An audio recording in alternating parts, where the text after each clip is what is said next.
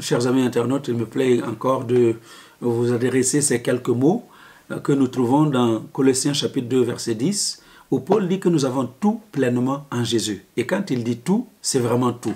Nous avons la vie éternelle avec Jésus, nous avons la guérison avec Jésus, nous avons le mariage avec Jésus, nous avons le travail avec Jésus. Tout ce dont nous avons besoin pour vivre sur cette terre, nous avons tout pleinement en lui. La seule chose qui constitue un problème dans notre vie, c'est notre incrédulité.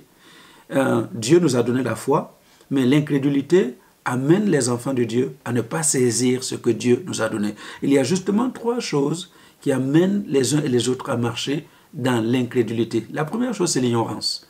Ne pas savoir les choses, eh bien, nous empêche de croire dans ce que Dieu veut pour nous. Par exemple, Paul arrive chez les Éphésiens au chapitre 19, au 2e verset, il leur demande, mais est-ce que vous avez reçu le Saint-Esprit quand vous avez cru? Et voici leur réponse, nous n'avons même pas entendu dire qu'il y a un Saint-Esprit. Donc, s'ils ne savent même pas qu'il y a un Saint-Esprit, comment peuvent-ils en être remplis? Il y a beaucoup de choses que les enfants de Dieu ne savent pas par ignorance, et c'est pourquoi je vous encourage à explorer la parole de Dieu pour bien la comprendre et bien la connaître, et cela va annuler l'incrédulité dans laquelle les uns et les autres marchent. Deuxième chose qui amène l'incrédulité, ce sont les faux enseignements. Parfois, on vous enseigne des choses qui n'ont rien à voir avec la parole de Dieu. Comme moi, au début de ma conversion, on disait que la richesse, c'est une mauvaise chose, les riches iront tous en enfer, et évidemment, quand vous grandissez avec un tel enseignement, ça ne vous donne pas envie d'entreprendre de grandes choses pour avoir de l'argent.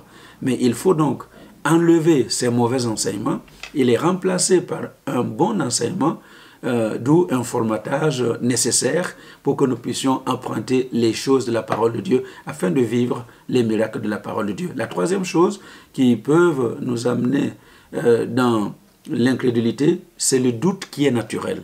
Évidemment, quand Dieu a dit à Abraham, par exemple, qu'il avait 99 ans, qu'il va avoir un enfant, et Sarah qui avait 89 ans, eh bien, naturellement, on peut douter.